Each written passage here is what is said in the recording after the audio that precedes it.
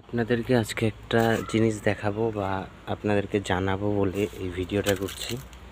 তার আগে দেখে নিন আমাদের বাড়িতে কত পেঁপে গাছ উঠেছে। নতুন নতুন অনেক পেঁপে গাছ উঠেছে। কিছুদিন আগে একটা আমাদের বড় পেঁপে গাছ ছিল, সেই পেঁপে গাছটা ভেঙে গেছিলো।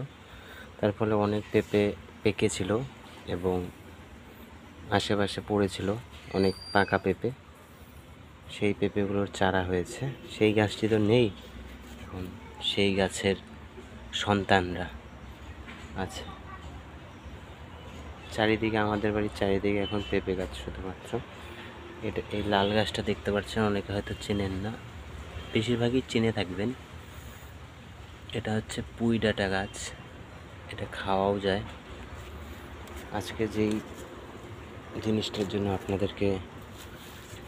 আপনাদের সাথে আমার সাক্ষাৎ, সেটা হচ্ছে এই যে দেখতে পাচ্ছেন একটা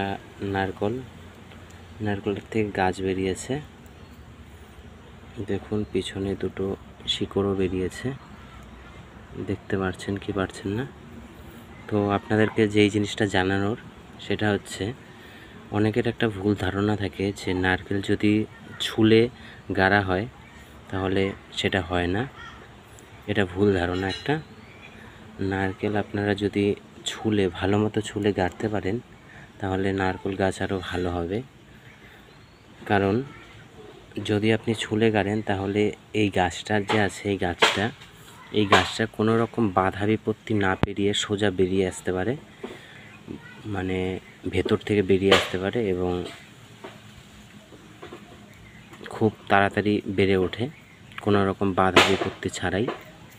তো আপনারা যদি নারকেল গাছ গাড়তে চান, তো কোনো নারকেলের মনে করুন সামান্য একটু গাছ বেরিয়ে এসেছে এবং আপনারা গাড়তে যাচ্ছেন সেই গাছটা, তো খুব সাবধানতার সহকারে নারকেলটা ছুলে নেবেন। এইভাবে ছুলবেন, একদম ছুলবেন না, এরকম রাখবেন নারকেলটা, এরকম রাখবেন, পরে গেড়ে দেবেন।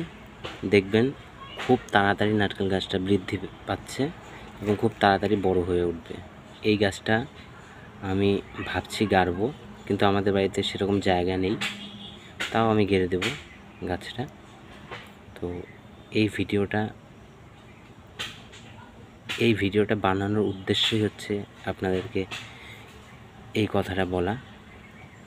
তো ভিডিওটা ভালো লাগলে অবশ্যই লাইক করবেন। আর আপনি যদি নেচার অথবা প্রকৃতি অথবা পশু পাখিকে ভালোবেসে থাকেন তো এই চ্যানেলটা সাবস্ক্রাইব করতে পারেন।